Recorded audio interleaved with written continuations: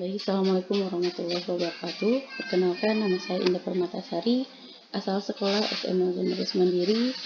Di sini saya akan memaparkan terkait menyebarkan pemahaman mengapa kurikulum harus berubah.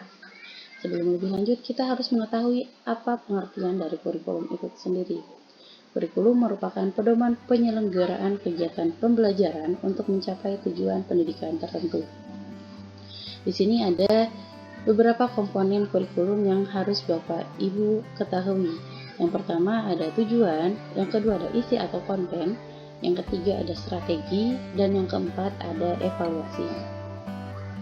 Dari komponen kurikulum ini ternyata ada 3 klasifikasi komponen kurikulum. Yang pertama, tujuan pembelajaran atau konten, yang kedua panduan pedagogi, yang ketiga adalah panduan asesmen. Apa peran dan fungsi dari kurikulum? Setelah tadi kita mengetahui pengertian dari kurikulum, komponen kurikulum, klasifikasi komponen kurikulum, di sini ada peran dan fungsi dari kurikulum.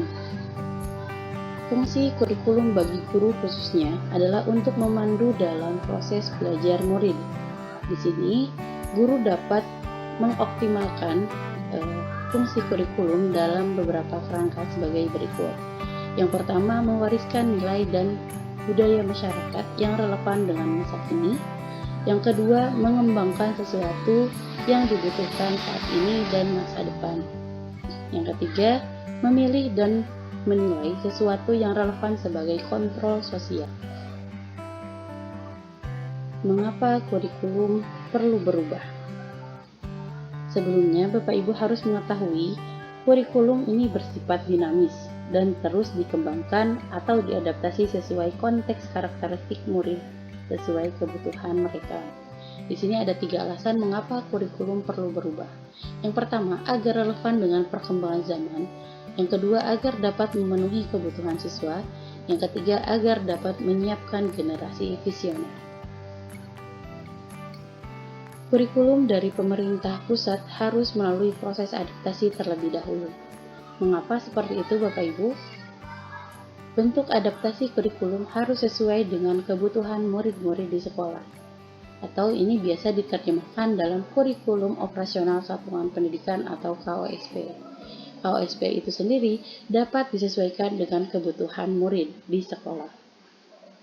Jadi, kurikulum dari pemerintah pusat itu harus melalui proses adaptasi, tidak bisa langsung diterapkan di satuan pendidikan secara utuh, tetapi harus melihat atau menyesuaikan dengan kebutuhan murid-murid di sekolah Bapak Ibu. Di sini ada 5 prinsip pengembangan KOSP yang perlu Bapak Ibu ketahui.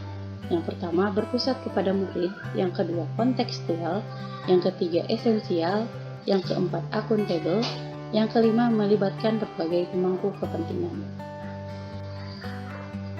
Baik Bapak Ibu, terima kasih sudah mendengarkan pemaparan atau penjelasan terkait mengapa kurikulum harus berubah. Terima kasih. Wassalamualaikum warahmatullahi wabarakatuh.